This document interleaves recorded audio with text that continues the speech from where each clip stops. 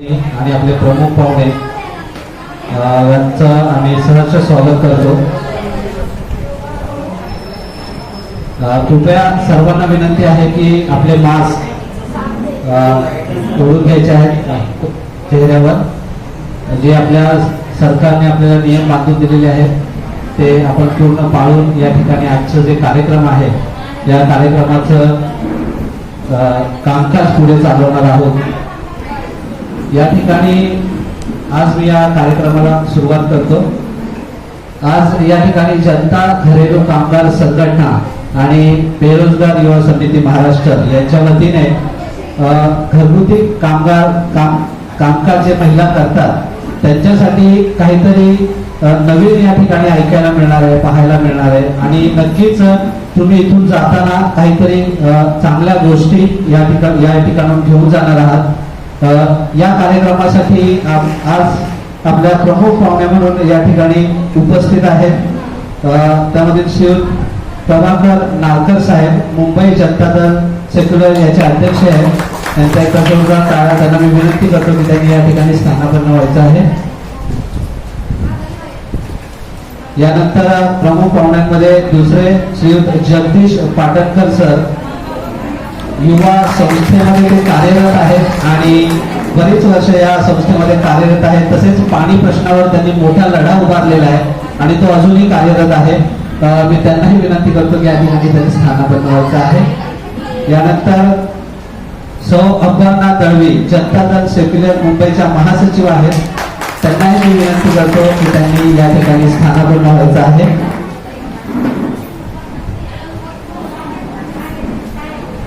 यानंतर आपल्या विभागातील बेरोजगार युवा समिती महाराष्ट्राचे अध्यक्ष आणि गेली बरेच वर्ष या ठिकाणी बेरोजगारांसाठी कार्यरत आहेत असे महाराष्ट्र युवा समितीचे महाराष्ट्राचे अध्यक्ष श्री केतन कदम यांना मी विनंती करतो की त्यांनी या ठिकाणी स्थानापन्न व्हायचं आहे. महिलांना विनंती आहे की अतिशय शांत पद्धतीने आपली नोंदणी करून या ठिकाणी त्यांनी स्थानापन्न व्हायचं आहे. कार्यक्रमाला अजून सुरुवात झालेली नाहीये. अतिशय शांतपणे नोंदणी करून आपण या ठिकाणी स्थानापन्न व्हायचं आहे.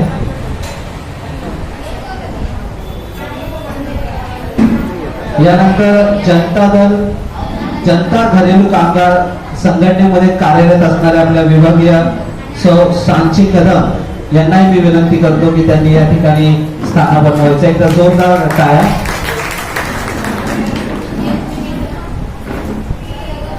तसेच आजचे प्रमुख पाहुणे वरिष्ठ सामाजिक कार्यकर्ते श्री अमित गवळी यांनाही मी विनंती करतो की त्यांनी या ठिकाणी स्थानापन्न व्हायचं आहे.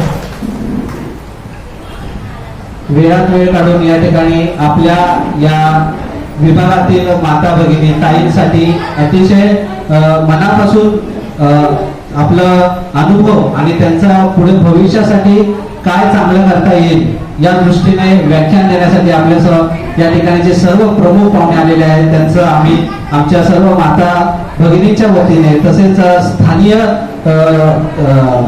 संस्थेच्या वतीने आम्ही त्यांचं खरंच मनपूर्वक आभारी आहोत. या ठिकाणी वेळात वेळ काढून आले त्यासाठी आम्ही एक छोटस त्यांना पुष्पगुच्छ देऊन त्यांचा एक छोटासा सन्मान करू इच्छितो. त्याचा त्यांनी स्वीकार करायचा आहे. श्री प्रभाकर नारकर यांना पुष्पगुच्छ देतील केतन कदम. एक छोटस पुष्पगुच्छ देऊन त्याचा त्यांनी स्वीकार करायचा आहे.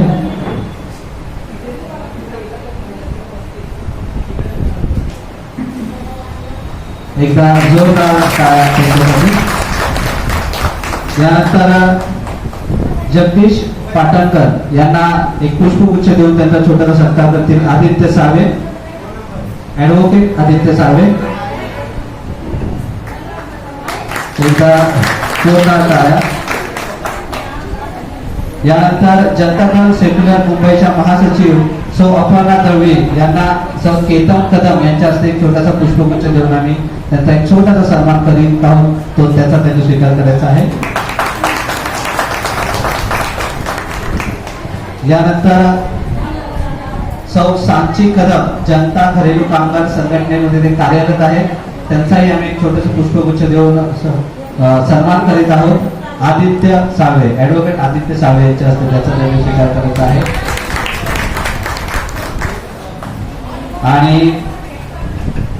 या ठिकाणी वरिष्ठ सामाजिक कार्यकर्ते श्री अमित गवडी यांचा एक पुष्पगुच्छ देऊन त्यांचेही आम्ही यथोचित सन्मान करीत आहोत, स्वागत करीत आहोत. ऍडव्होकेट आदित्य यांच्या हस्ते त्याचा त्यांनी स्वीकार करायचा आहे.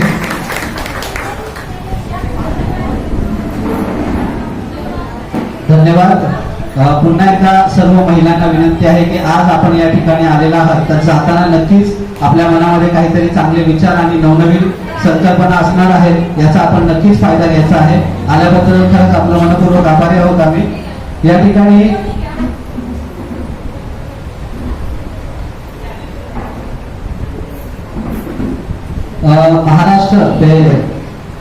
महाराष्ट्र बेरोजगार युवा समितीचे अध्यक्ष श्री केतन कदम यांना मी विनंती करतो की त्यांनी आपले फक्त 2च मिनिटात आपलं मनोगत आणि अनुभव सांगावा. केतन कदम.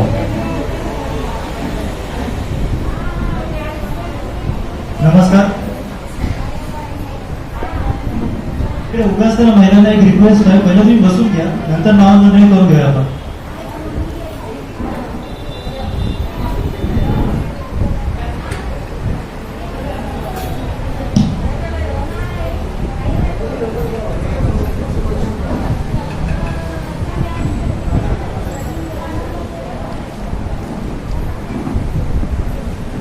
धन्यवाद.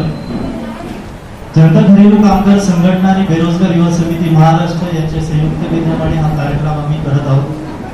उपस्थित महिलांनी उत्स्फूर्त प्रतिसाद दिला त्याबद्दल मी आभारी आहोत. घरेलू कामगारांचे खूप मोठे प्रश्न आहेत, त्यांच्यासाठी त्या संदर्भात महाराष्ट्र शासनाने काही तरतूद केली आहे. त्या संदर्भात तुम्हाला ती माहिती देण्यासाठी हा कार्यक्रम घेण्यात आला आहे. उपस्थित मान्यवर तुमच्यासमोर ते सगळे स्पष्टपणे सांगतील. तर मी जास्त वेळ न घेता त्यांच्याच हातात हे सूत्र देईल. धन्यवाद. धन्यवाद केतनजी. यानंतर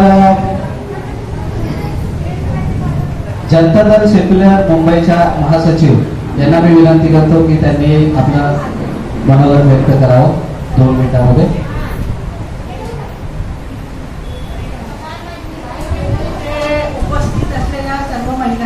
महिला आहेत, माझ्या भगिनी आहात, तुम्ही मावशी आहात, ताई आहात, माई आहात, तुम्हाला सर्वांना माझा नमस्कार. आणि इथे वेळात वेळ काढून तुम्ही आलात त्याच्याबद्दल धन्यवाद. त्याच्यात तुम्ही आज आलात तिथे तुमचा इथे फायदाच होणार आहे. कारण काय शासनाने जे शासकीय योजना ज्या आहेत तुमच्यासाठी जे फायदे आहेत ते तुम्हाला कित्येक जणींना माहीत नाहीये.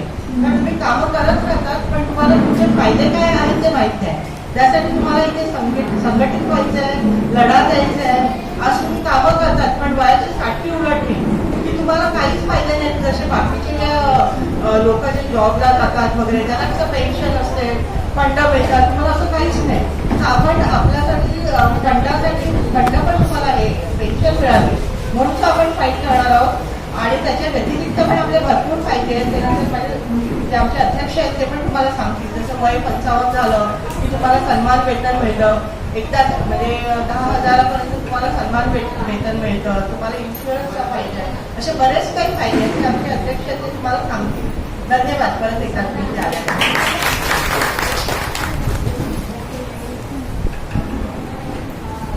धन्यवाद ताई. यानंतर जनता घरेलू कामगार संघटनेमध्ये आपल्या स्थानीय क्षेत्रामध्ये कार्यरत असलेल्या सौ सांची कदम यांना मी विनंती करतो की त्यांनी 2 शब्द आपलं 2 मिनिटात आपलं मनोगत व्यक्त करायचं आहे. सगळ्यांना नमस्ते. मी सांची केतन कदम.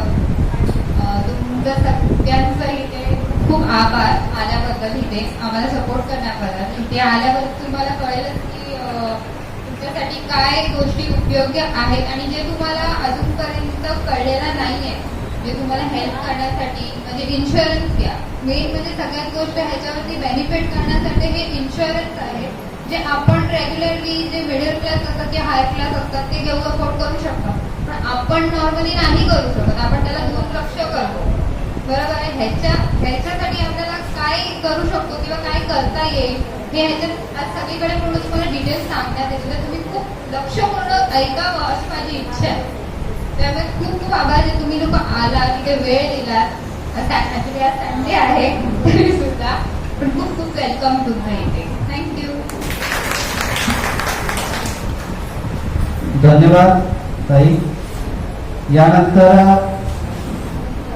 वरिष्ठ सामाजिक कार्यकर्ते श्री अमित गवई यांना मी विनंती करतो की त्यांनी आपल्या 2 मिनिटात मनोगत व्यक्त करायचं आहे.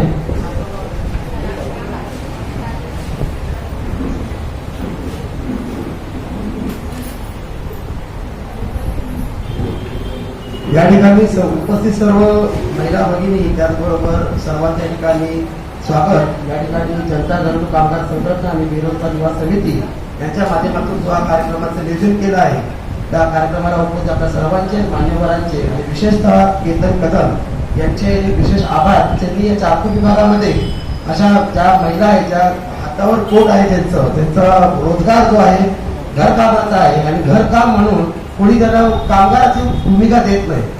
प्रत्येक ठिकाणी आपण पाहतो की जो घरातली व्यक्ती कामाला जातो त्याचं एक कामगार म्हणून पद नियुक्त असतं की हा कामगार आहे. पण ज्या महिला घरकाम करतात त्या घरातही काम करतात आणि बाहेर तेच काम करतात म्हणून त्यांना कोणतीही उपाधी दिली जात नाही. पण घर कामगार म्हणून आपली स्वतःची कामगार म्हणून भूमिका काय आहे आणि आपण कामगार कसे आहोत आणि कामगारांचे काय फायदे आपल्याला आहेत त्या सर्वांची या ठिकाणी आपल्याला आमचे वरिष्ठ कार्यकर्ते माहिती देतील.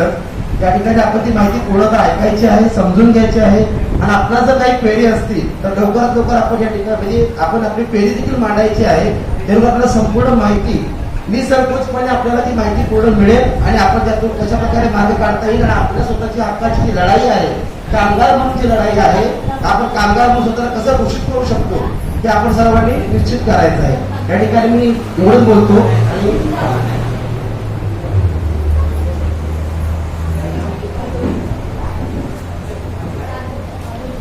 ओके. या ठिकाणी मान्यवरांची सूचना अशी आहे की ज्या डोमेस्टिक वर्ग घरेलू कामगार संघटना जी आहे जे बोर्ड ऑफ प्रशिक्षण वर्कर जसं आहे या ठिकाणी म्हणजे सरांची विनंती अशी होती की आपण या ठिकाणी जमलो आहोत. कामगार म्हणून आपली नियुक्ती कशा प्रकारे होणार आहे किंवा कामगार म्हणून आपण आपली नोंदणी कशा प्रकारे करायची आहे.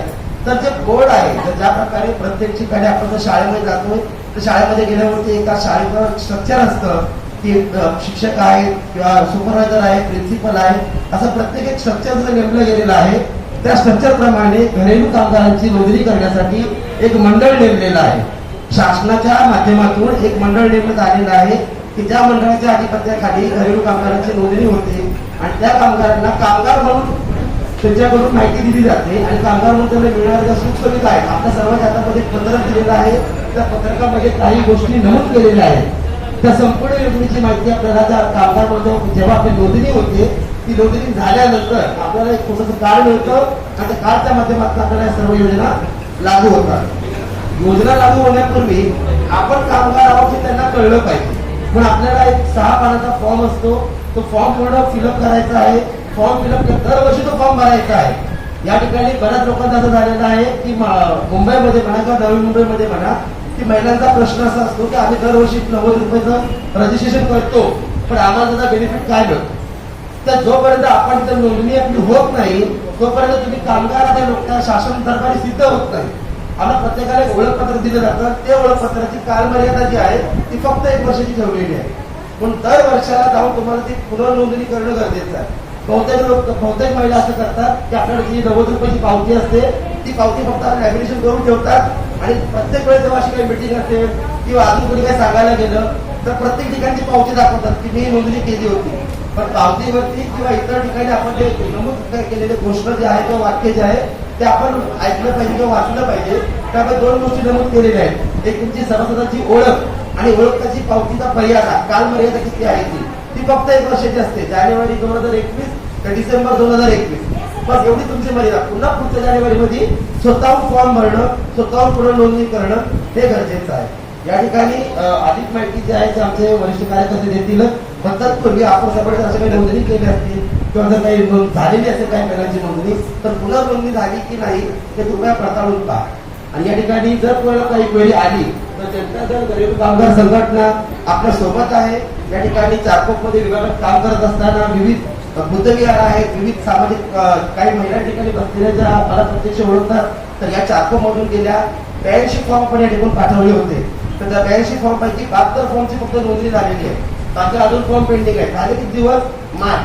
मार्चला भरलेले फॉर्म. आता जुलै सुरू झालं, त्याच्यामध्ये फक्त 72 लोकांची नोंदणी झालेली आहे 82 लोकांपैकी. तर आता विचार करा की मुंबईभरामध्ये किती लोक नोंद करत असतील आणि किती लोक जागरूकतेने आपली भूमिका तिथे मांडत असतील. तर या ठिकाणी मी हे सांगू इच्छितो की आपल्याला काही क्वेरी असतील, काही प्रश्न असतील तर एकेकाने करून ते प्रश्न रेज करावे. तर नंतर एकत्र घरेलू कामगार संघटना याचे संपर्क करावा आणि आपण आपली भूमिका या ठिकाणी मांडूया. या ठिकाणी मी अधिक वेळ न घेता मान्यवरांचे 2 शब्द आपल्याला ऐकायचे तर ते मार्गदर्शन आपल्याला करणार आहे. त्यांना विनंती करेल की त्यांनी पुढील मार्गदर्शन करावे. धन्यवाद अमित सर. यानंतर त्यांनी अतिशय मोलाची माहिती आपल्याला सांगितलेली आहे. यानंतर कार्यक्रमाचा जो मूळ गाभा आहे ज्याच्यासाठी आपण इथे जमलेलो आहोत, काय नक्की आपल्या याच्या मागे फायदा आहे, काय आपला हक्क आहे आणि ते हक्क आपल्याला कसे मिळवता येतील याबद्दल मुंबई जनता दल सेक्युलरचे अध्यक्ष श्रीयुत नारकर सर यांना मी विनंती करतो की त्यांनी आपलं या ठिकाणी मनोगत व्यक्त करायचं आहे. या क्षेत्रातली माहिती आपल्या माता भगिनींपर्यंत पोहोचवायची आहे.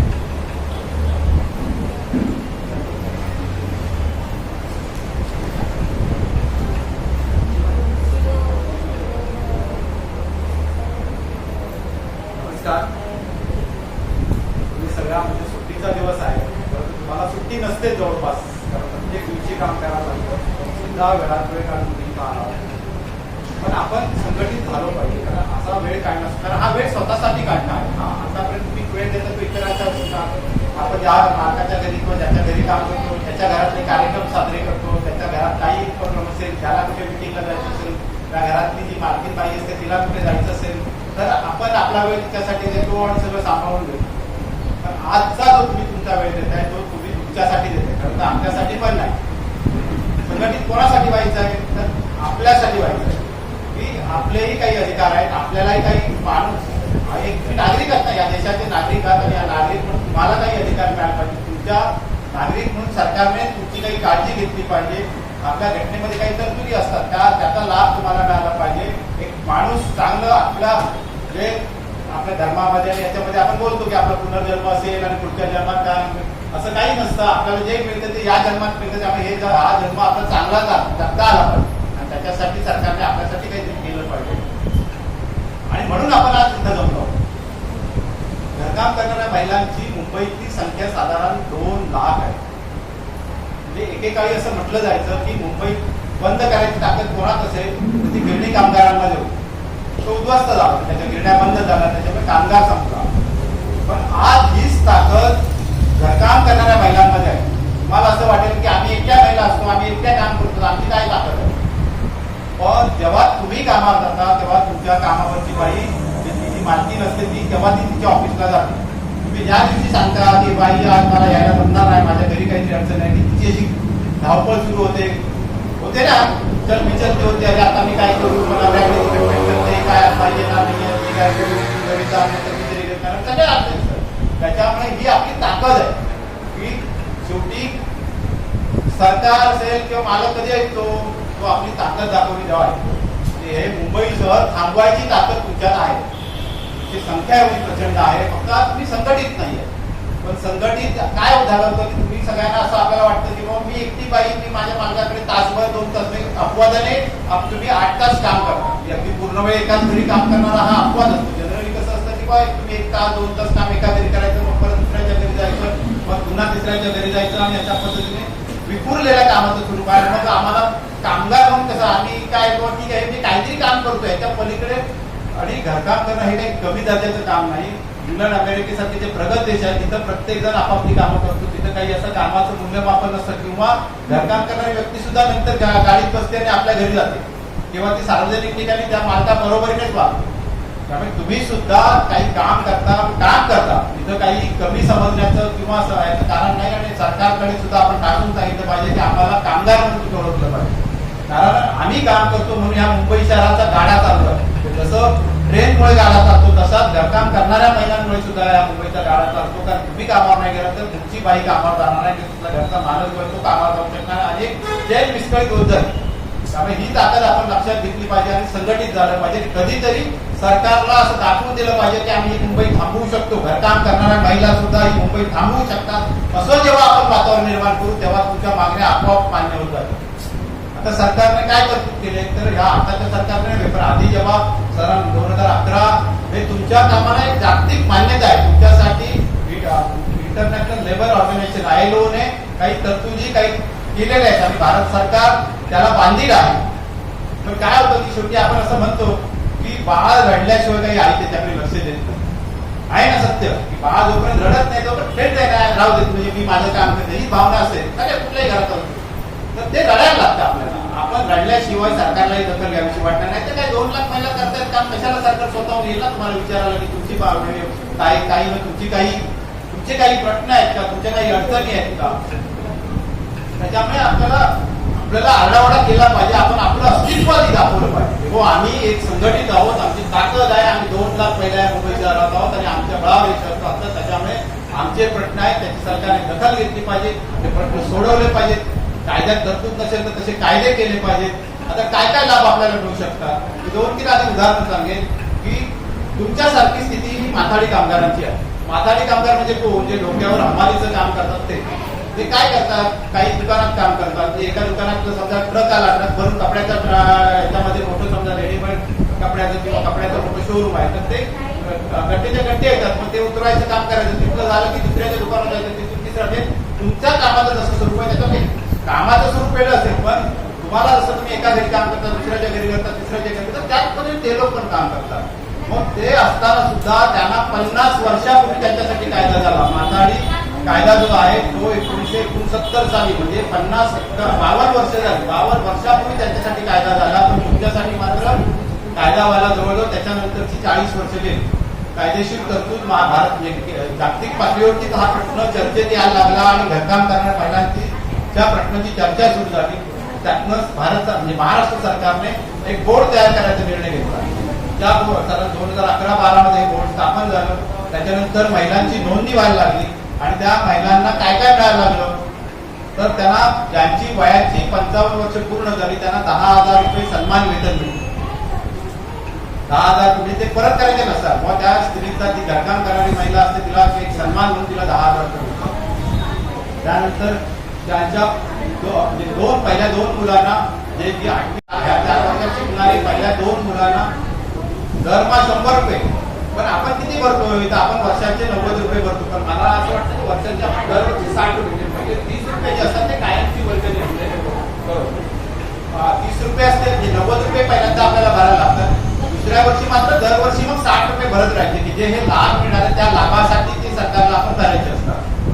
तर त्या 60 रुपयामध्ये आपल्याला म्हणजे 2 मुलं असतील तर वर्षाला 2400 रुपये शिष्यवृत्ती मिळू शकते. म्हणजे प्रत्येकाला महिन्याला 100. आता ही काही खूप मोठी रक्कम नाही आहे. 10,000 रुपये ही सुद्धा असं वाटेल, पण एका वेळेला 10,000 रुपये आपल्याला मिळाले तर काहीतरी मग माझ्या घरचं एखादी गोष्ट करू शकेल, त्या वर्षी मी काहीतरी खरेदी करू शकेल असाही मिळतो. पुन्हा पहिल्या 2 बाळांपर्यंतसाठी 5,000 रुपये मदत मिळते. अपघात झाला काही हे झालं तर त्याच्यासाठी तुम्हाला इन्शुरन्स आहे 70,000 भरपाई मिळू शकते. आता पहिला इजा झाली तरी सुद्धा किंवा त्याला कधी मिळतात त्याच्याप्रमाणे किंवा अगदी काही समजा आकस्मिक आपलं काही दुर्दैवी झालं तर घरच्यांना किमान एक रक्कम तरी का होण्या पण मिळू शकते त्याच्यात. तर ह्या अशा तरतुदी आहेत. आणि मधल्या काळामध्ये मात्र साधारण 2014 ते 19 पर्यंत जे सरकार होतं त्याच्यात पक्ष म्हणून मी उल्लेख करत नाही तर भारतीय जनता पक्ष, तर त्यांनी मात्र या प्रश्नाकडे महिलांच्या प्रश्नाकडे गंभीरपणाने पाहिलं नाही आणि जवळपास हे सगळं बंद पडल्यासारखं झालं. म्हणजे कुठले ना घट नोंदणी होत होती ना घट काही फायदे मिळत होते. मग तरी सुद्धा आमच्यासारखे कार्यकर्ते असतील, जगदीश पाटीलकर असतील किंवा आणखी सगळे लोक असतील तर त्या सगळे सतत आम्ही संघर्ष करत होतो, भांडत होतो की बाबा या महिलांचा तुम्ही बोर्ड स्थापन केलं तर त्यांची नोंदणी करा. आणि नोंदणी होत होती काही प्रमाणात. नोंदणी जर करत होता तुम्ही आमच्याकडे पैसे घेत होता जर मेंबर म्हणून तर मग त्याचे भरपाई त्या नोंदणीच्या बदल्यात जे लाभ तुम्ही देणं लागतं ते तुम्ही दिलं पाहिजे ना. तर ते आपण आता हे नवीन पुन्हा सरकार आल्यानंतर सरकारने त्या दृष्टीने पावलं उचलायला सुरुवात केली. बजेट त्यांनी 250 कोटी रुपयांचा तरतूद करायचा उल्लेख केलेला होता. आता ते सुद्धा आता कसं आलं की कोविडमुळे थोडंसं सरकारचं सगळं लक्ष आरोग्याकडे असल्यामुळे थोडंसं दुर्लक्षित त्यांच्याकडे होते, पण आज ना उद्या ह्याचा लाभ मिळायला लागला आणि ते पुन्हा रुटीन वरती गेलं आणि त्याचे फायदे आपल्याला मिळतात. आता तुम्ही म्हणाल की किती पैसे आहेत, नॉमिनल पैसे, पण कसं असतं की बीज आपण जेव्हा लावतो तेव्हा काय आपल्याला ते फळ दिसत नाही. झाड लावतो तेव्हा ते छोटंसंच असतं, पण त्याला जर पाणी घालत राहिलो, त्याची जर देखभाल करत राहिलो तर मोठं होतं, त्याचं वटवृक्षामध्ये किंवा एखाद्या आम्रवृक्षामध्ये रूपांतर होतं की जो भविष्यामध्ये फळं द्यायला लागतं. आज अशी स्थिती आहे की घरकाम करणारी महिला कुठल्या त्या असंघटित क्षेत्रातले लोक असतात ते कधी रिटायर झाले पाहिजे. तुम्ही असं काही स्वप्न ठरवलंय का की आता माझी वयाची 60 आली, तुमच्याकडे इथं काही महिला असू शकतात की ज्या वयाच्या 60 जवळ आल्या, नाही आता 60 जवळ आली, आता मी रिटायर होणार आणि मस्त घरी बसणार, हे स्वप्न तरी बघू शकता का तुम्ही? मला असे अगदी धक्का बसू शकेल की अरे हे कसं घडू शकेल, नाही आपल्याला कोण देणार आहे, पण हे घडू शकतं. पण हे कधी घडेल तर आपण संघटित झालो. तुम्हाला जे आता अंगणवाडी कर्मचाऱ्यांचं मी आणखी एक उदाहरण, अशी माताडी कर्मचाऱ्यांना अंगणवाडीचा जो प्रयोग सुरू झाला, अंगणवाडी कर्मचाऱ्यांना सुरुवातीला फक्त 200 रुपये पगार होता, 200 रुपये पगार होता. पण त्यातलं म्हणजे जसं ते बीज लावल्या होतो 200 रुपये, आता मला वाटतं स्थानिक 7,000 8,000 रुपयाच्या आसपास त्यांना पगार मिळतो.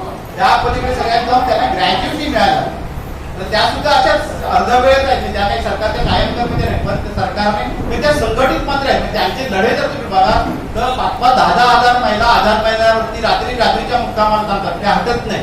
म्हणजे त्यांना एक सवय झाली आपल्या आंदोलनातून संघर्षातून आपले अधिकार मिळवायचे, त्याच्यामुळे त्यांना ग्रॅज्युएटी सुद्धा लागू झाली. ग्रॅज्युएटी म्हणजे काय, तर जेव्हा तुम्ही रिटायर होता तेव्हा तुम्हाला एक लमसम सरकारकडून अमाऊंट मिळते, म्हणजे खूप 2 लाख 5 लाख जरी मिळाले तर त्या व्याजापुरतं किमान स्वतःच तरी भागेल. बऱ्याच महिलांचं कसं असतं ते एकट्या असतात किंवा कोणी सांभाळणार नसतं, मुलं लक्ष देत नाहीत, अशा काळामध्ये मग म्हातारपणात सुद्धा माझी 3-4-5 हजाराची कमाई असेल तर आपली मुलं बाळ आपल्याला सांभाळायची नाही, आईचं आपले पैसे पेन्शन देणार आहे त्याच्यावर तिची काळजी घेतली पाहिजे ही भावना आहे. पण हे घडू शकेल, त्यामुळे ती म्हणजे त्याच्यामुळे हे ह्या आता समजा 10,000 रुपये, 10,000 सुद्धा खूप मोठी नाही, पण त्याची सरकारने सुरुवात केली आहे. मग एकदा आपण संघटित झालो, हे मिळायला लागलं की मग आपण पुढच्या वर्षात मागणी करू ना सर, काय तुम्ही एवढं मोठं सरकार महाराष्ट्र, तुम्ही एका तुमच्या महिन्याला पगार तुम्ही 50,000 आणि 1 लाख रुपये घेता आणि तुम्ही आमच्या गरीब महिलांना मात्र 55 वर्ष झाल्यानंतर फक्त 10,000 देता किंवा त्यांना कुठलेच बाकीचे काही लाभ मिळत नाही, तर ते आपण तुमच्यासाठी ते पेन्शन योजना जे असंघटित क्षेत्रातल्या कामगारांसाठी कुठे पेन्शन योजना नसते, पण ती पेन्शन योजना तुम्हाला लागू होऊ शकते. जे आज आम्ही आमच्या पक्षातर्फे शेतकऱ्यांसाठी सुद्धा मागणी करतो. तुम्ही कसं काम करता तसं शेतकरी शेतीमध्ये काम करतो, आपण सगळे जर कुठे ना कुठेतरी शेतीची कनेक्ट करतो. तुमचं सुद्धा कुठेतरी गाव होते, त्या गावामध्ये तुमची थोडी खूप शेती असेल, आज जाऊन ती करणं परवडत म्हणजे दुसऱ्या शेती, पण शेतकरी जसं मी तुम्हाला म्हटलं की तुम्ही कधी रिटायर होऊ शकत नाही, कारण तुम्ही स्वप्न सुद्धा बघत नाही. असं बोलत आपण पण मरेपर्यंत, थकेपर्यंत, शरीर जोपर्यंत थकून आता नाही तोपर्यंत काम करत राहायचं, हेच आपल्या आयुष्यात असतं. तर ह्याला कुठेतरी छेद दिला पाहिजे. हे थांबवायचं असेल तर त्याच्यासाठी हे संघटित व्हायचं, त्याच्यासाठी हा दिलेला आजचा वेळ आहे आणि त्याच्यासाठी आपण प्रयत्न करावा आणि हे घडू शकतं. म्हणजे मी उदाहरण का दिली त्याच्यातून तुमच्या म्हणजे माथाडी कामगार सुद्धा, माथाडी कामगार काय काय लाभ मिळतात, त्यांना महिन्याला फिक्स पगार मिळतो. त्यांना समजा रजेचा म्हणजे समजा ते आजारी पडले, 15 दिवस कामाला जाऊ नाही शकले तर त्या बोर्डाकडून त्यांना पगार मिळतो. नाही तर मालक पगार देणार नाही. तुमचं काय करतं की तुम्ही समजा आजारी पडला आणि 15 दिवस कामावर आले की मालकी बाई म्हणते की 15 दिवसाचा मी पगार टाकणार, पण ते जर बोर्ड असेल तर बोर्ड तुम्हाला पगार देईल त्या 15, कारण ती भरपगारी रजा असणार आहे. पुन्हा वार्षिक तुम्हाला रजा मिळू शकेल, इन्शुरन्स मिळू शकतो, बोनस. आता बोनस तुमचा काय असतो, मालकीची मर्जी, वाटलं तर दिला नाही तर नाही दिला, किंवा मग बक्षीस येते काहीतरी, दिवाळीला काहीतरी 50 रुपये द्या, होळीला काहीतरी द्या. सत्य आहे की नाही सांगा, हे सत्य आहे. ते जर सांगते पहिली आपली तुमची आज एक जाणीव तरी किमान स्वतःला निर्माण करा की आम्ही कामगार आहोत, आम्ही घरकाम करतो. याचा अर्थ काही नुसतं बाबा घरात जे करतो ते तिथंच करतो असा त्याचा अर्थ नाही. तुम्हाला कामगार म्हणून मान्यता मिळाली पाहिजे, तुम्ही कामगार आहात. आणि स्वतः कारण जोपर्यंत मी स्वतःला समजत नाही की मी काहीतरी आहे तोपर्यंत मला लोक कशाला मान देतील ना. आपण आधी स्वतःला समजायला सुरुवात केली पाहिजे की आम्ही घरकाम करत असलो तरी आम्ही कामगार आहोत. आमच्या श्रमांवरती हे मुंबई शहर पुढे चालायला लागतं. आम्ही नाही गेलो की मुंबई शहर थांबायला लागेल. त्याच्यामुळे आमची एक ताकद आहे. आम्ही संघटित झालो तर या सरकारला हलवू शकतो, या सरकारला थांबवू, या मुंबई शहराला थांबवू शकतो. त्याच्यामुळे तो विश्वास तुम्ही आज घेऊन गेला तर निश्चितपणाने आपण संघटित होऊ. आज तुमची ताकद म्हणजे 2 कामगारांपैकी प्रत्यक्षात आज रजिस्टर झाल्या संख्या फार तर 10, 12, 15 हजार असेल. किती आम्हाला पण काम करायला पाहिजे, तुम्हाला सुद्धा, कारण तुम्ही हा संदेश आणखी काही तुम्ही सतत एकमेकीला भेटत असता, ज्या नमक्या ज्या आज इथं नसतील त्यांनाही तुम्ही सांगा किंवा आणि याच्यातनं आता एक नॉमिनल काहीतरी जे संघटना म्हणून तुम्हाला एक वर्गणी द्यायला लागेल दररोज, कारण हे शेवटी फॉर्म इथून जाऊन तिकडे वांद्र्याला भरायला लागते, तिथं चिकाटी नाही का. आम्ही त्याचं आणखी एक उदाहरण देतो. आम्ही याच पद्धतीचं काम साधारण 1.5 वर्षापूर्वी भांडूपमध्ये सुरू केलं होतं आणि असाच प्रतिसाद मिळाला. म्हणजे सुरुवातीला तर आम्ही पहिल्या मिटिंगला घेतल्या पहिल्यांदा काहीतरी 7 महिला होत्या, 16 झाल्या. नंतर मात्र असं झालं की 60, 70, 100 महिला, जसं आजचं दृश्य आहे त्याच पद्धतीने महिला जमायला लागल्या आणि 700-800 महिलांचं आमचं संघटन होतं तोपर्यंत कोरोना आला आणि मग ते काम थांबलं. पण त्याच्या जवळपास 150-200 महिलांची आम्ही नोंदणी प्रत्यक्ष केलेली होती. म्हणजे 90 रुपये भरून तिकडे सरकारकडे नोंदणी करायची, त्यांची नोंदणी झाली होती. त्या महिलांना आता म्हणजे 1 वर्षात आम्ही भरले किती होते त्या महिलांनी, तर 90 रुपये भरले होते. पण या वर्षी त्यांना 1200 रुपये मिळणार आहे. का मिळणार आहे, तर कोरोनामध्ये सरकारने मध्यंतरी जाहीर केलं होतं ना, याचा लाभ तुम्हाला आज मिळू शकणार कारण का तुमची नोंदणी नाहीये सरकारकडे. पण ज्याने नोंदणी केली, ज्या महिलांना आम्ही नोंदणी केलं होतं, या फक्त 200 महिला ज्या असतील तर त्या 200 महिलांना मिळून जवळजवळ 2.5 लाख रुपये मिळणार आहे भांडवल. ती एकत्रित मोठी रक्कम आहे आणि आपण काय गुंतवणूक आपली काय होते 90 रुपयाची. अडचणीच्या वेळेला 12 असतात, हे 1200 सुद्धा जास्त आहे तसं नाही. आमचं म्हणणं असं होतं, तो वेगळा विषय परत काहीतरी बोललो की किमान ह्या काळामध्ये कोरोनाच्या काळामध्ये आपल्या तुमच्यासारखे जे असंघटित क्षेत्रात काम करणारे असेल, म्हणजे रिक्षावाला असू दे, टॅक्सीवाला असू दे, त्यांची सुद्धा रोजीरोटीवरच आहे ना. तुमचं काम बराच काळ मधल्या काळामध्ये बंद होतं, पण तुम्हाला घरात घेत नव्हतं, सोसायटी आतमध्ये येऊ देत नव्हत्या आणि त्याच्यामुळे तुम्हाला तुमचा उदरनिर्वाह कोणालाही सगळ्यांचीच अडचण झाली होती. तर या काळामध्ये सरकारने खरं तर 5,000, 10,000 दरमहा मदत द्यायला पाहिजे होती.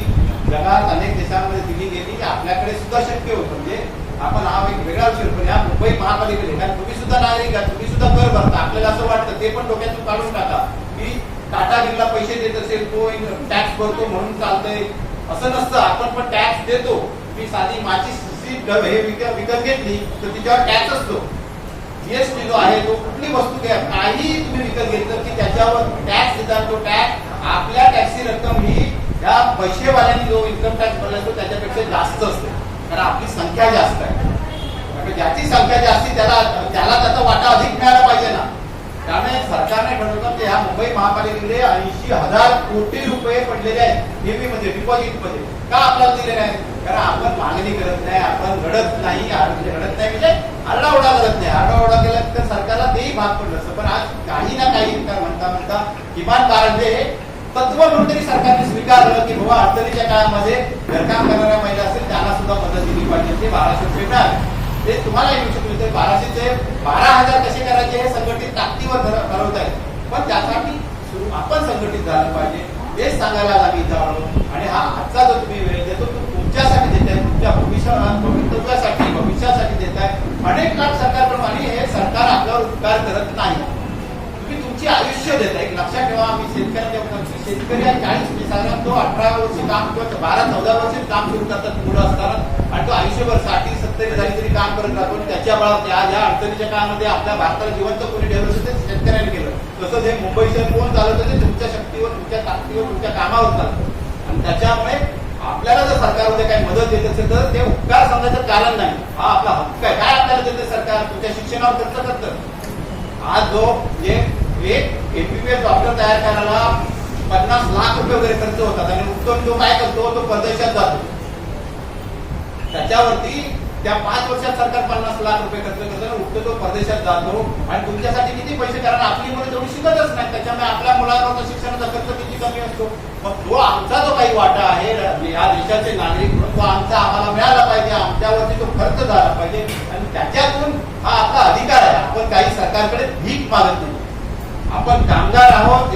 शहर कुठलीही गोष्ट समजा एखादं आपण काम काढतो, घर बांधायचं काढतो, तर कोणीतरी एक चहा बनवणारी असते व्यक्ती, तर ती चहा बनवणार नसेल तर ते कामगार काम नाही करणार. ते काम मनात नको जाऊ दे ना आता बस झालं.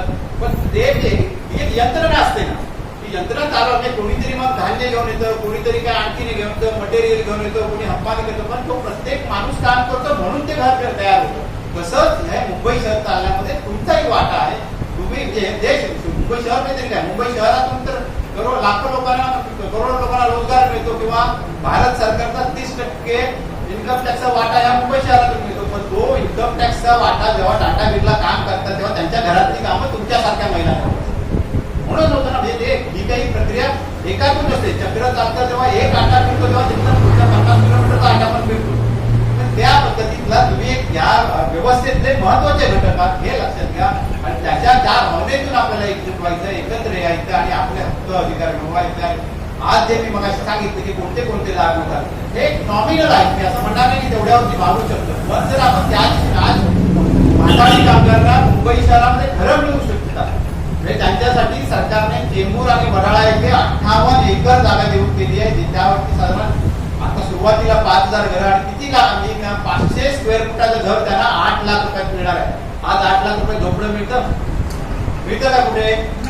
त्यापैकी बऱ्याच महिला तर मला वाटतं भाड्याने राहत असतील, बरोबर ना? भाड्याने बऱ्याच महिला भाड्याने राहतात, तेही 4-5 हजार रुपये द्यायचं किंवा अधिक सुद्धा असतं. आणि माथाडी कामगारांना मात्र अवघ्या 8 लाख रुपयामध्ये 500 स्क्वेअर फुटाचं घर हे घडू शकतं, हे घडतं.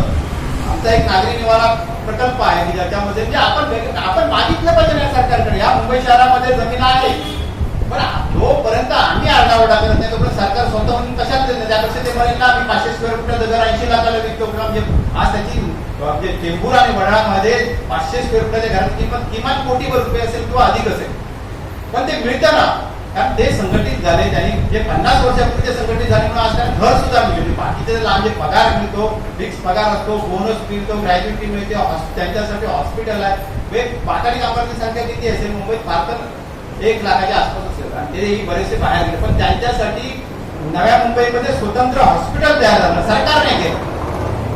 म्हणजे हे तुमच्यासाठी सुद्धा करू शकतो ना. आपण मागण्या केल्या तर त्या आपल्याला, किंवा आपण असं उद्या म्हणू शकतो की बाबा आमच्या भागात जी हॉस्पिटल आहे तिथं आमच्यासाठी वॉर्ड रिझर्व घरकाम करणाऱ्यांसाठी स्वतंत्र वॉर्ड असला पाहिजे. त्यांचे जे प्रश्न असतात, काम करताना त्यांना वेगवेगळे आधार होतात, कामाच्या स्वरूपानुसार काही आधार असतात, त्याच्यावरती अभ्यास झाला पाहिजे, त्याच्यावरती सरकारने उपाय केले. म्हणजे असे अनेक फायदे, अनेक लाभ आपण मागू सरकारकडे आणि ते मिळवू शकतो, पण ते आपण संघटित होतं. त्याच हेतूने आज आपण जमलो. तुमची संख्या बघून आमचा आत्मविश्वास खूप वाढला. सुरुवातीला आम्हाला वाटतं किती, पण आम्ही मला वाटतं केतन कदम आमचे इथले जे सहकारी आहेत, केतन कदम असतील, ॲडव्होकेट आदित्य, सुधीर यादव, अशोक यादव, निशांत आणि सांची कदम आणि बाकी सगळे जे सहकारी असतील की ज्यांनी इथं मेहनत घेतली. मला वाटतं वस्त्यांमध्ये काही मिटिंगा घेतल्या त्याची तुम्ही आज अतिशय चांगली, आज खूप चांगली सुरुवात आहे. म्हणजे आमची भांडवलची सुरुवात 7 लोकांची होती. आज इथं किमान जवळपास 100 महिला उपस्थित असतील मला वाटतं. आणि 100 जे आम्ही असं ठरवलेलं आहे की या 4 भागातच साधारण 1000 महिलांना तरी सांगा. आणि एवढ्या महिलांची तुमची संख्या आहे, जे साधारण प्रत्येक विधानसभा मतदारसंघाने आहे 4 ते 5000 महिला, म्हणजे मुंबईमध्ये 2 लाख महिला आहेत. त्यामुळे आपण जर आपली एक संघटित ताकद निर्माण केली, कोरोना कमी झाल्यानंतर, पावसाळा गेल्यानंतर जर एखादा मोर्चा काढला, आपण आता आम्ही कधीतरी तुम्हाला बोलू, कारण आंदोलन केल्याशिवाय, संघर्ष केल्याशिवाय कधी काही मिळत नसतं. लढलं पाहिजे, लढेंगे और जितेंगे हा विश्वास आपण स्वतः जागवला पाहिजे. एवढं बोलतो आणि सांगतो. इथल्या सगळ्या सहकाऱ्यांचं माझ्या पुन्हा एकदा अभिनंदन आणि आभार मानतो. अपर्णा दळवीच्या चांगला कार्यकर्ता, ऍक्टिव्ह कार्यकर्ते, त्याला आम्ही सांगितलं त्या मला मी नक्की येणार. उरल्यावर त्या इथं आल्या. जगदीश पाटणकर सुद्धा याला राहतात, त्यांच्यापैकी वडाळ्याला राहतात, ते तिथून आले. ते या प्रश्नावर काम करणारे लोक आहेत, पण तुम्ही पुढे आले सहभाग, उलट तुम्ही विचारलं आता पुढे काय. तो फॉर्म सांगितलाय, फॉर्मचा नमुना आहे यांच्याकडे, तो फॉर्म तुम्ही भरून द्या. फॉर्म भरल्यानंतर तो सबमिट करा. एक नॉमिनल वर्गणी संघटनेसाठी म्हणून पण द्या, कारण एक कार्यकर्ता समजा एकदा गेला 10-20 फॉर्म घेऊन जा, कारण एकदमच ते सगळे 100 फॉर्म गेले आणि ते भरले गेले तर होत नाही. एक सातत्याने ही चालणारी प्रक्रिया असते. त्यामुळे एखाद्या कार्यकर्त्याला आपण सांगू शकतो की नाही तुमचे काम, आणि एकदा तो 2-3दा गेला की त्याला बरोबर माहिती होतं तिथलं की त्या वांद्र्याला जावं लागेल, तिथं जाऊन ते फॉर्म भरायला लागतील. आणि मग त्यातनं मग उद्या भविष्य आपण आय कार्ड तयार करू तुम्हाला. आणि उद्या त्याबरोबर हेही लक्षात ठेवा की कुठे काही तुमच्या अनेक वेळ काय होतं की काम करायचं आणि शेवटी काहीतरी वाद करायचा, नाही उद्यापासून तू येऊ नकोस, तो पगारी द्यायचा ना, हेही घडतं की नाही. तर अशा वेळेला तुम्ही सगळ्यांनी एक 5-25 महिलांनी संघटित व्हायचं आणि जायचं पालखीच्या दारात, किंवा सोसायटी असेल तर सोसायटी तिथं जाऊन आरडाओरडा करायचा. मग सगळ्या सोसायटीच्या लोकांना कळेल की यात भूमिका लबाडी केली, कारण काहीतरी आरोप करायचे घरकाम करणाऱ्या महिलांवरती, हे अनेक वेळा घडतं. किंवा तुमच्यामध्ये तरुण महिला असतात त्यांच्या बाबतीत काही वापर घडलं, काही झालं तर आता तुम्ही एकट्या नाही, जाणून ठेवा. आता तुम्ही एकट्या नाही, मग आम्ही नाही, तुम्हीच लढू शकता. तुमच्या सोबत आम्ही आहोत. तुम्ही जर बोलवता आम्ही ते सुद्धा तिथं हजर होऊ. पण त्याचबरोबर आपण तुम्ही 100 महिला आहात ना, तुम्ही 100 महिला बाहेर आरडाओरडा गेलं तर पोलिसांपासून सगळे धावत तिथे येतील. काय झालं हो, काय तुमची तक्रार आहे. हा ताकदीचा हे असतो आणि तुम्ही आता किमान 100 महिला इथं संघटितपणे एका गोष्टीसाठी जमा झाला त्यामुळे चांगला सुरुवात आहे ती. तर त्याबद्दल तुमचंही अभिनंदन करतो, आमच्या सगळ्या सहकाऱ्यांचंही अभिनंदन करतो आणि थांबतो. धन्यवाद. धन्यवाद सर. अतिशय उत्कृष्ट आणि उपयोगाची माहिती आपल्या विभागातील महिलांपर्यंत आपण पोहोचवली. आपले जे हक्क आहेत ते हक्क, आपल्याला काय हक्क आहे त्याची जाणीव या ठिकाणी झाली असेल आणि ते हक्क मिळत नसतील तर भांडून कसे घ्यायचे आपण याचे आपल्या सरांनी आपल्याला या ठिकाणी मोलाची माहिती या ठिकाणी दिलेली आहे. यानंतर आपल्या प्रमुख पाहुण्यांपैकी श्रीयुत जगदीश पाटणकर सरांना मी विनंती करतो की त्यांनी या ठिकाणी आपला अनुभव आणि मनोगत व्यक्त करायचं आहे. आजच्या कार्यक्रमाचे आयोजक जनता घरेलू कामगार संघटना आणि बेरोजगार युवा संघटने समितीचे कार्यकर्ते, माझे मित्र केतन भाऊ, त्यांची टीम आणि त्याचप्रमाणे माझे मित्र गेली 20 वर्षापासून आमची जी मैत्री असलेली जी प्रभाकर नाकर महाराष्ट्र टाइम्सचे पत्रकार होते आणि पत्रकार महाराष्ट्र टाइम्स मध्ये पण त्यांनी कामगार विषयावरती लिहिले. खास करून जे संघटित कामगार, जे मगापासून ते म्हणत होते माथाडी कामगार, त्या खास कामगार वर्गासाठी त्यांनी त्या लिहिण्यामधून ते लोकांना न्याय मिळवून देण्याचं काम केलं आणि आज ते मुंबई जनता दलाचं नेतृत्व करतात. त्यांच्यासोबत आमच्या अपर्णा ताई यांच्या महिलांच्या प्रश्नावरती काम करतात. माझ्या या बाजूला जे बसलेले आहेत माझे सहकारी, मी ज्या संस्थेमध्ये 16 वर्ष काम केले त्या युवा संस्थेमध्ये त्यांना सध्या कार्यरत आहे आणि गरिबांच्या प्रश्नावरती, झोपडपट्टीच्या प्रश्नावरती, बांधकाम कामगार, नाका कामगारांच्या प्रश्नावरती, घर कामगारांच्या प्रश्नावरती ते सातत्याने काम करतायत, लिहित आहेत आणि अशा टीम सोबत ते काम करतायत. बहिणींवर आव्हान मला सांगायला अत्यंत आनंद होतो आणि मला कोरोनाच्या काळामध्ये एवढ्या संख्येने केतन भाऊ तुम्ही लोकांचं मोबिलायझेशन केलं त्याबद्दल तुमचं आणि तुमच्या टीमचं मी अभिनंदन करतो. आणि वेळ काढून रविवारच्या दिवशी सुट्टीचा दिवस हा घर कामगारांना नसतो, कारण त्या बाईला त्यांच्या घराकडे कोण ना कोण पाहुणे येत असतात आणि मग त्या दिवशी ती सांगते जरा जास्त काम करायला ये म्हणून भांडे घासायला. खरं आहे ना. तर मी भाषण देण्यापेक्षा मी तुमच्याशी संवाद साधतो, कारण संवाद साधण्याने अधिक आपल्याला माहिती देत आहे. मला आठवतं की या 20 वर्षापूर्वी 2004 मध्ये आझाद मैदानामध्ये घरकाम करणाऱ्या महिलांचा मी मोर्चा काढला होता.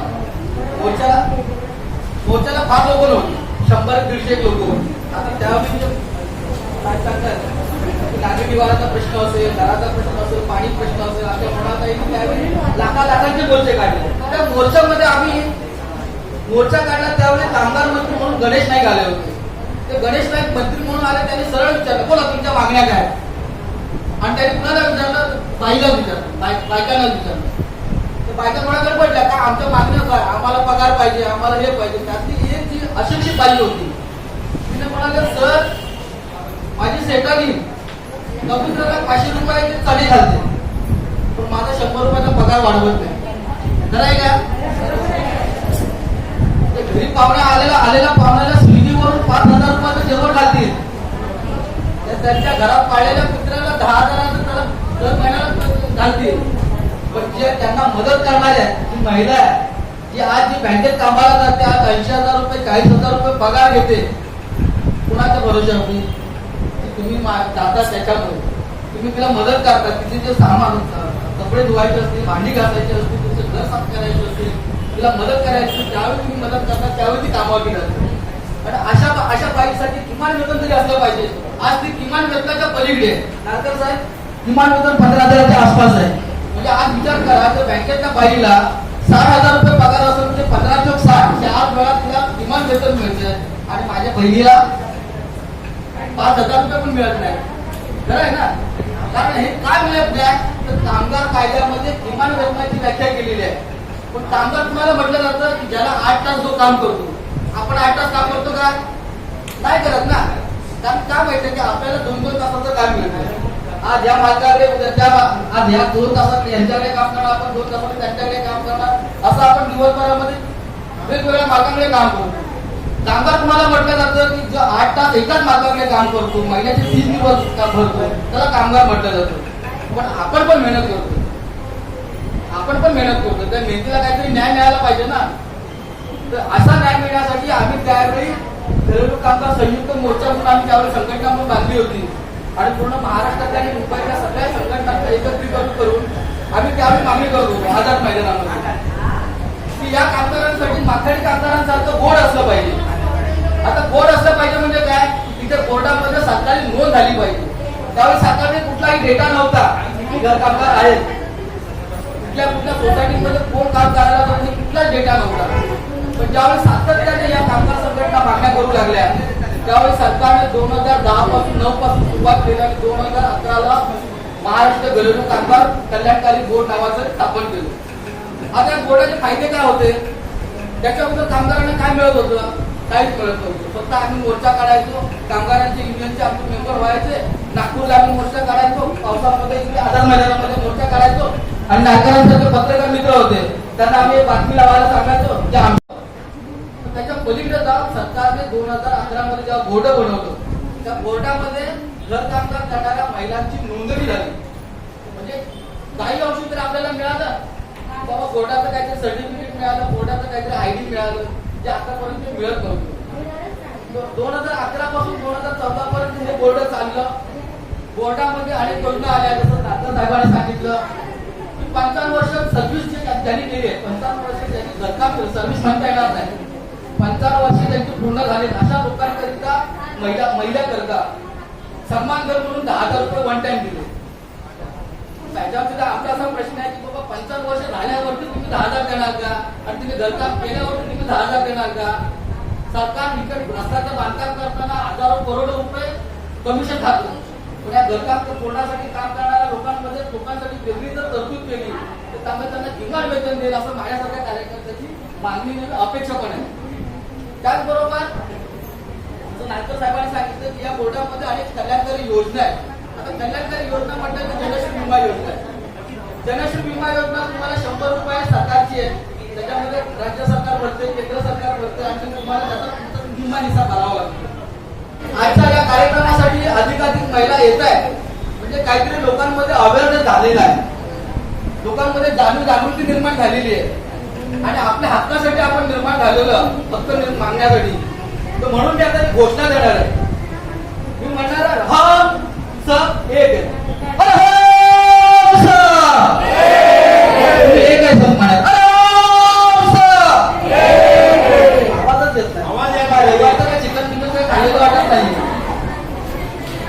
याच्या कार्यक्रम झाल्यानंतर चहा नाश्ताचं काहीतरी व्यवस्था असेल, पण आपण थोडं जर घोषणा केली तर एकमेकांना बळ येईल आणि आपली एकीची एकजूट होत तयार होईल. पण या गोष्टीबरोबर आपल्याला असं वाटतं की आपण एकत्र आलं. एकत्र येण्याचं कारण मी यासाठी सांगतोय, तुम्हाला 2-3 मित्रांना सांगायचे. एकत्र येण्याचे हे फायदे आहे की या घरकाम करणाऱ्या महिला आहेत, या महिलांवरती ज्यावेळी पगार देण्याची वेळ येते सेटारीची त्यावेळी काय नुकते आरोप लागतो. तिला कामावर काढून टाकायचं तर काय नुकते आरोप लागतो, चोरीचा आरोप लागतो. अशा वेळी आमची भगिनी काय करते, मी एकटी मी काय करून आता कसं जाऊ, माझ्यावर तिने चोरीचा आरोप टाकलाय. तुम्हाला अशी मी 2-3 उदाहरणं सांगतो की आमच्या भांडूपमध्ये आणि अंबाडामध्ये आमची महिला साथी आहे मधु बिरमुळे म्हणून, त्यांनी चांगले मजबूत संघटन केलं आणि अशा ज्या केसेस झाल्या त्या झाल्याच्या लोकांनी चोरीचे आरोप टाकले किंवा महिलांवरती त्या सेटारीच्या नव्याने हात टाकण्याचा प्रयत्न केला, अप्रूव्ह हे करण्याचा प्रयत्न केला. अशा केसेस मध्ये आम्ही काय करतो, अशा केसेस मध्ये आपल्याला संघटनेचं महत्व लक्षात येईल. अशा केसेस मध्ये आम्ही अंबाडाला या ठिकाणी असं दाखवून दिलं, ज्या ठिकाणी केसेस झाली जिने आरोप केला त्या ठिकाणी आपण सगळ्या 17 आपल्या ज्या महिला असतील या सगळ्या महिलांनी आपल्या संघटनेला जर मेसेज दिला तर संघटनावाले सगळ्या लोकांना एकत्र करून त्या सोसायटीच्या गेटवरती उभं राहायचं आणि त्या मालकाच्या विरुद्ध बोंबाबोंब मारायचं. म्हणजे आज जर 100 लोकांची जर सोसायटी असेल तर 99 लोक वाले म्हणणार नागरिकांच्या घरी झालंय काय, नागरिकांना का 1000 रुपये देता येत नाही. एक एक्झाम्पल दिलं तुम्हाला, असं मी म्हणत नाही, ते एक्झाम्पल दिलं. त्याच्यामुळे ते त्याची बेइज्जत होते, त्यामुळे त्यांना ते त्यावर देणं भाग पडतं. दुसरी जी महिलांचे सेक्शन लैंगिक श्रम होतो त्या केसेसला पण कुठेतरी वाचा मिळत आणि असे केसेस कुठेतरी दबावण्याचा प्रयत्न केले जातात. मग आपल्यासारख्या ज्या संघटना, सामाजिक संघटना, सामाजिक राजकीय कार्यकर्त्या, या राजकीय कार्यकर्त्यांच्या वतीनं बघा ज्यावेळी जिथे चांगलं असेल तिथे राजकीय पक्ष पुढे येतात. माझं तो सरळ मत आहे. पण ज्यावेळी अशा काही सेन्सिटिव्ह केसेस असतात त्यावेळी पुढे येत नाही. ज्यावेळी आधी मार खायचा असतो त्यावेळी तो पुढे येत नाही. त्यामुळे सामाजिक कार्यकर्ते, स्वयंसेवी संस्थेचे कार्यकर्ते आणि त्यांचे वकील आणि त्यांची जी टीम, त्याचे प्रभाकर नागरांसारखे पत्रकार, सामाजिक संवेदना बाळगणारे असे लोक येतात. तर अशा केसेसमध्ये आणि श्रमचोरी, मला एक सांगायचा मुद्दा राहिला की आपल्याला तो पगार दिला जात नाही. जर एखाद्याची चोरी झाली तर पोलीस स्टेशन मध्ये नोंद केली जाते चोरी झाली म्हणून. पण मी महिन्याचे 30 दिवस काम करून माझा पगार नाही दिला, ती चोरी आहे की नाही? श्रमचोरी त्याला म्हणतात. पण त्या श्रमचोरीची नोंद पोलीस स्टेशनला झाली पाहिजे, कारण तिने मला पगार दिला ना, माझं मेहनत घेतली आणि त्याची पोलीस स्टेशन मध्ये नोंद झाली पाहिजे. अशा आपल्या भरपूर मागण्या आहेत की श्रमचोरीची नोंद झाली पाहिजे. महिलांचं सेक्शुअल हॅरेसमेंट जे आहे ती बंद झाली पाहिजे. आता ज्या बँकेमध्ये काम करणाऱ्या ज्या महिला आहेत, त्या बँकेमध्ये काम करणाऱ्या महिलांच्या संदर्भात एक सेक्शुअल हॅरेसमेंट कमिटी आहे, विशाखा गाईडलाईनची कमिटी आहे. तुम्हाला माहिती असेल तर मी याद्वारे माहिती सांगतो की विशाखा गाईडलाईन आहे, त्याच्यामध्ये ऑफिसमध्ये काम करणाऱ्या पुरुषाने जर काय एखाद्या महिलेचा छळ करण्याचा प्रयत्न केला तर त्याची कमिटी बसते, त्याच्यावरती न्यायालयीन चौकशी, ऑफिशियल चौकशी होते, नंतर कोर्टामध्ये पोलीस स्टेशन माध्यमातून कोर्टामध्ये नोंद केली जाते, त्याला पनिशमेंट दिली जाते. पण आपले असे केसेस आहेत का हो? आपल्याला अशी विशाखा गाईडलाईन नाही काय? कारण आपण कामगारच नाही. आपल्याला जर कामगार म्हणून म्हणायचं असेल, कामगार म्हणून लाभ म्हणून द्यायचं असेल तर आपल्याला संघटित झाल्याशिवाय पर्याय नाही. मला एक सांगा की आता ज्या कोरोनाच्या लाटेमध्ये मुख्यमंत्र्यांनी जे आर्थिक पॅकेज जाहीर केलं, खास करून घरेलू कामगारांसाठी, रिक्षा चालवणाऱ्यांसाठी 1500 रुपये, त्या सरकारने 1500 रुपये जाहीर केलं, त्यातले किती जणांनी फॉर्म भरले? किती जणांनी फॉर्म भरले? का नाही भरले? का नाही भेटले भरले? मी काय म्हणतो माहितीये, पैसे भेटतील की नाही भेटतील त्याचा भाग दुसरा, पण पहिल्यांदा तुम्ही फॉर्म का नाही भरले? म्हणजे बघा येतं भाऊ आणि आपली टीम, म्हणजे लोकांपर्यंत ही आपल्या सरकारच्या ज्या योजना आहेत, त्या गरिबांसाठी ज्या योजना बनवल्या जातात त्या शेवटच्या घटकापर्यंत पोहोचल्या जात नाही. तुमच्या कुठल्या राजकीय पक्षामध्ये तुम्ही जात असाल, राजकीय पक्षामध्ये जात असाल, पण त्या तुमच्यापर्यंत या योजना पोहोचवत नाही. आणि हे पोहोचवण्याचं काम आमच्या जनता घरेलू कामगार संघटनेने करायचं आहे. म्हणून तुम्ही सहभागी झाला पाहिजे, म्हणून तुम्ही संघटित झालं पाहिजे. जर अशा पद्धतीने जर मला माहिती आहे की मला माहिती, एखाद्या रात्री मला जीआर मिळाला, तुम्ही नागरांना पाठवतो, नागर असं असं करायचं, तिकडे फाटूकमध्ये तुम्ही असं करा म्हणून. नागरांना काय माहिती पाहिजे मला सांगतात ते, जर असं असं मला जीआर मिळाला, तुझा बंद राहते. हे एकमेकांना माहिती मिळतं आणि लोकांपर्यंत शेवटच्या घटकापर्यंत ती माहिती पोहोचली जाते. आपल्याला काहीच माहिती नाही, आपल्याला कोणा आणून माहिती देत नाही. आपण फक्त सकाळी उठायचं, रात्रभर स्वयंपाक करायचं, परत आणखी पुण्याच्या गाड्या चक्रविभाग अडकून राहायचं. यातून जर बाहेर पडायचं असेल, आपल्याला कामगार म्हणून आपल्याला मान्य करून घ्यायची असेल, सरकारच्या ज्या योजना आहे आपल्याला पूर्ण कामगार म्हणून आयडी मिळाला पाहिजे. मी ज्या सोसायटीमध्ये जाते त्या सोसायटीमध्ये मी आयडी मध्ये जायला पाहिजे, मगाशी बिल्ला लावून, संघटनेचा बिल्ला लावून आणि कामगार कल्याण बोर्डाचा बिल्ला लावून त्यामध्ये जायला पाहिजे. तर माझी पण एक काय म्हणतात त्याला, माझं पण स्वतःचं अस्तित्व आहे ना. मला पण असं वाटलं पाहिजे मी कामगार आहे, मी असं तर लपत छपत जाणार नाही. आणि उद्या जर त्या मालकीने माझ्या बरोबर त्या बरं वाईट केलं तर माझ्या पाठीशी संघटना आहे. संघटना असेलच ना. संघटना कधी असेल? तुम्ही जेव्हा एकत्र या, मिटिंगला या, कार्यक्रमांना या, केतन भाऊ आणि त्यांची टीम तुम्हाला बोलवतील. ते तुम्हाला सारखे बोलवणार नाही, कारण तुमच्या कामाचे कार्य करून त्यांना युनियन मोठी नाही करायची, त्यांना संघटना मोठी नाही करायची. तुमचे हक्क तुम्हाला मिळायला पाहिजे यासाठी ते प्रयत्न करतील. आणि ते प्रयत्न करताना आमच्यासारखे कार्य करतील, नागरांसारखे आमचे नेते मार्गदर्शन करतील, सहकार्य करतील. आम्ही आम्ही इथे राहणारच आहे, ते काही सामाजिक संघटनेमध्ये काम करतात. अशी जी माहिती देतील, त्यामुळे तुमच्या श्रमचोरीचे केसेस असतील, लैंगिक शोषणाचे प्रकार असतील, कामगारांचा पगार मिळत नसेल, मुलांना या सरकारच्या योजना आहेत, या योजनांचा जर लाभ मिळवून घ्यायचा असेल तर योजनांचा लाभ म्हणजे काय? जनश्री विमा योजना, तुम्हाला 50 रुपयामध्ये 70,000 रुपयाचं इन्शुरन्स मिळालं. आणि याचा मी लाभ घेतला, मी घेतला म्हणजे मी मिळवून दिला. मुंबईमध्ये दुसऱ्या क्रमांकाचा जेव्हा ही जनश्री पॉलिसी चालू झाली त्यावेळी आम्ही 70,000 रुपये एका महिलेच्या पतीला मिळवून दिले. महिलेच्या पतीला, ती महिला तिथे रस्त्यावरती माती काम करत होतं, त्या पाठीमागून डंपर आला आणि तिला त्या टाकाखाली रडली. ती केस आम्ही FIR नोंदवले, पोलीस स्टेशनमधून पेपर घेतले आणि आम्ही जनश्री विमा योजनेच्या ऑफिसला जमा केल्याच्या नंतर सगळी चौकशी पूर्ण रिपोर्ट झाल्याच्या नंतर तिच्या नवऱ्याला 70,000 रुपये मिळवून देण्यामध्ये आम्ही सक्सेस झालो. म्हणाले ना माथाडी कामगार तुम्ही तो डोक्याने बघितलं असतं कधी हे करणार त्याला माथाडी कामगार म्हणतात. त्यांना आपल्याला त्यांना पण वाटत असं की आम्हाला कधी हक्काचं घर मिळेल, हक्काचे कधी कामगाराचे लाभ मिळतील, पण त्यांना मिळाले ना. आम्ही 2004 मध्ये पावसामध्ये चिखलामध्ये आधार मैदानावर आंदोलन करायचो त्यावेळी आम्हाला पण असं वाटायचं की किती माणसं आहे, 100 लोक पण येत नाही. तर लोकांना कॉन्फिडन्स नव्हता. पण बोर्ड झाला ना 2008 पर्यंत 9 मध्ये बोर्ड झाला ना. बोर्ड झाल्यावरती कामगारांच्या स्कीम तयार झाल्या. पण मला जसं नागरिक साहेब म्हणाले की 2014 पासून 2019 पर्यंत या बोर्डाच्या ज्या योजना होत्या त्या योजना कुठल्याच राबवलेल्या नाहीत मागच्या बीजेपीच्या सरकारने. म्हणजे कामगारांच्या प्रती कोण किती संवेदनशील आहे हे दिसून येतं. आणि आपल्याला कधी संवेदनशीलता अधिक वाढवता येईल लोकांची ज्यावेळी आपण संख्येने अधिक होऊ, त्याच वेळी आपल्याला दाखवता येईल की कामगाराचा हिस्सा काय असतो.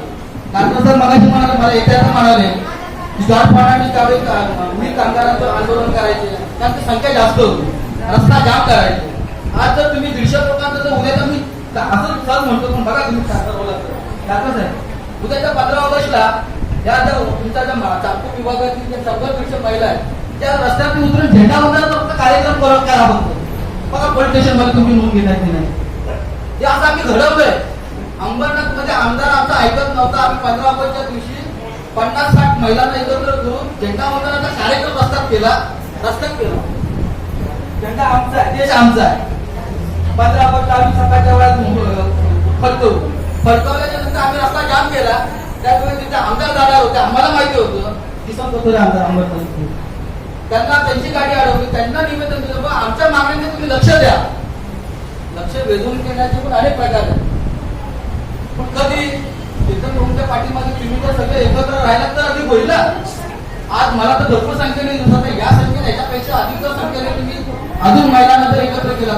बघा संघटनेचे फायदे भरपूर आहे.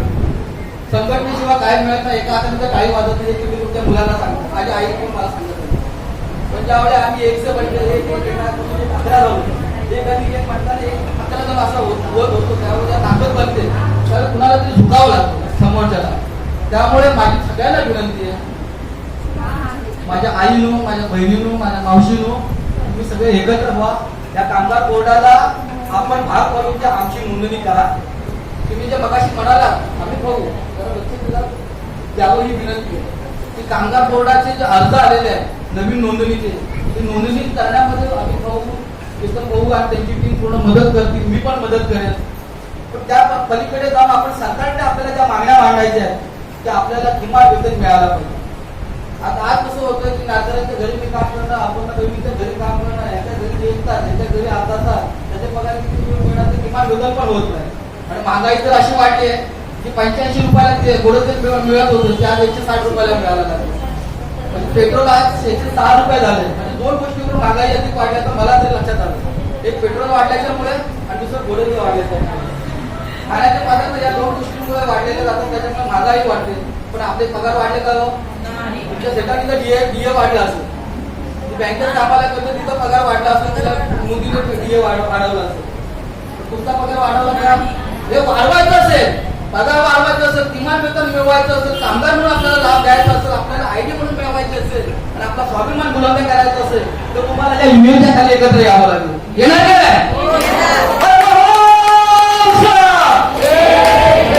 प्रॉब्लेम काय? आवाज तरी द्या.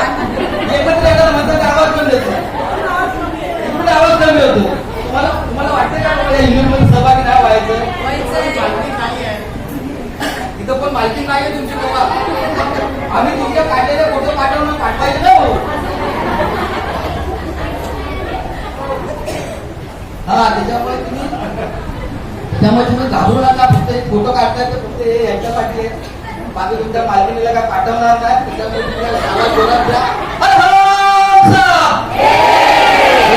आपण सगळ्याजण सहभागी होऊया. केतन भाऊंचा आणि त्यांच्या टीमचे पूर्ण केतन कदम, ऍडव्होकेट आदित्य, सुधीर यादव, ॲडव्होकेट प्रशांत जाधव, निशांत जाधव आणि सांची कदम या टीमच्या सोबत आपण जर राहिलात आणि आमच्या सोबत जर राहिलात आणि जनता घरेलू कामगार संघटना म्हणून आज आपण जर एकत्र आलो तर आपण भविष्यामध्ये खरोखर एकावरती अन्याय होण्यासाठी आपण दीडशे जण भाग करू, एकत्र येऊ आणि तो अन्याय मोडून काढू.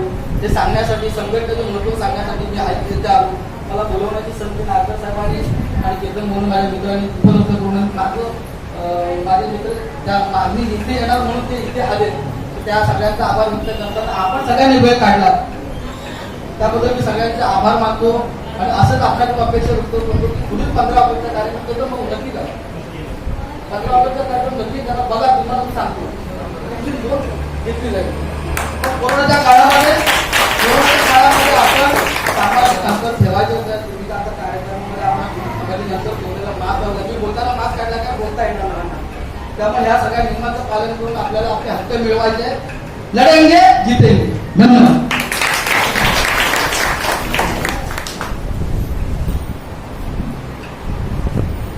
खूप चांगलं मार्गदर्शन सरांकडून झालेलं आहे. माझी छोटीशी रिक्वेस्ट आहे, प्रत्येकाने स्वतःचं नाव नोंदणी ते करून घ्यावे, कारण की हा नंतरचा फॉर्म सबमिशनसाठी आम्ही पर्सनली तुम्हाला कॉल करून तुमच्या बरोबर येणार आहोत. तर त्यासाठी तुमचं नाव नंबर आम्हाला मिळणं गरजेचं आहे. एवढंच बोलून मी इथेच थांबतो.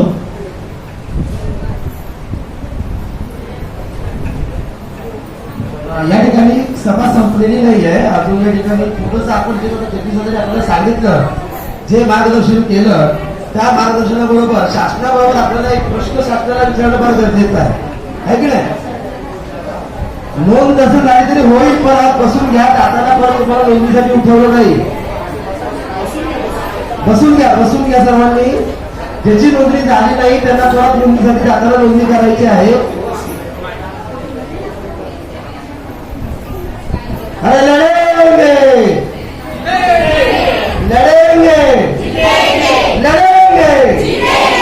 आता सरांनी जर सांगितलं आपल्याला की शासनाला प्रश्न विचारला पाहिजे, तर ज्या काय प्रश्नांची बाजू आहे ते थोड्याशा किताबमधून आहे, जे मला सहकार्य करतील असे मी विनंती करा. आपण सर्वांनी देखील किताबात तुम्ही पण सहकार्य करणं अशी अपेक्षा आहे.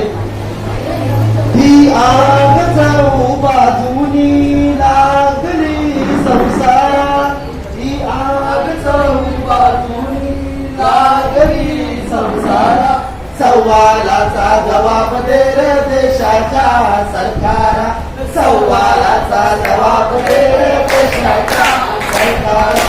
तुझ्या रंगाची आज तुझी ओळख, तुझ्या रंगाची आज तुझी ओळख, परागला झालं आज खारी कर खोबर, परागला झालं आता खोबरणी खारीक, गुळाच्या चहावर बाळाचा गुजारण, सव्वाचा जबाब दे देश, सव्वालाचा जबाब दे रे देशाच्या सरकारा, सव्वालाचा जबाब दे रे देशाच्या सरकारा.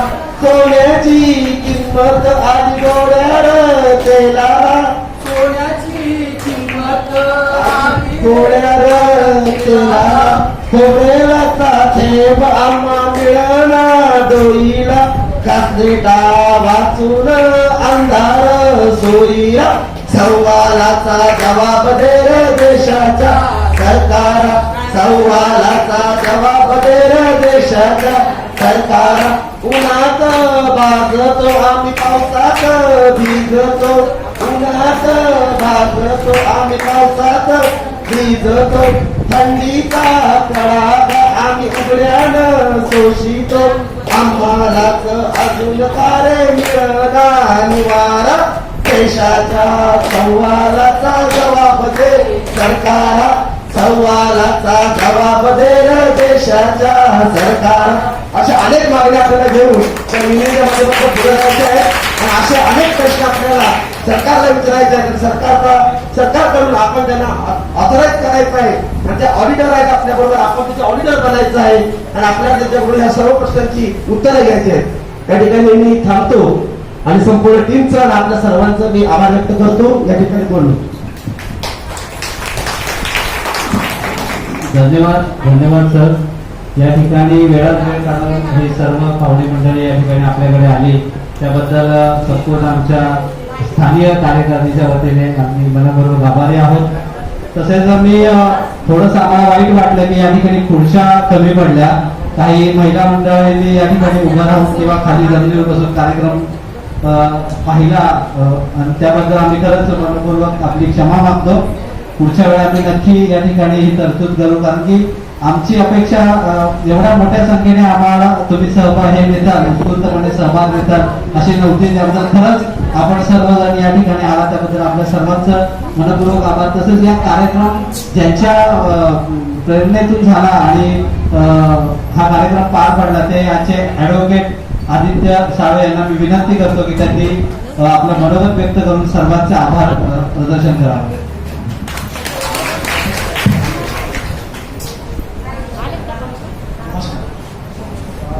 मान्यवरांच्या उपस्थितीमध्ये आणि जमलेल्या सगळ्या महिला त्यांचं मी हार्दिक स्वागतही करतो आणि अभिनंदनही करतो आणि माझ्या विनंतीला मान देऊन आला त्याबद्दल मी आपले आभार व्यक्त करतो. मी ॲडव्होकेट आदित्य साळवे चाकूर जिल्हा परिषद या वतीने बोलतोय आपल्याशी.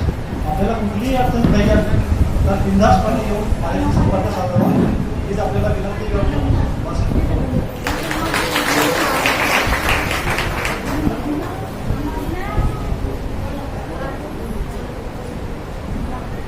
धन्यवाद ॲडव्होकेट आदित्यजी.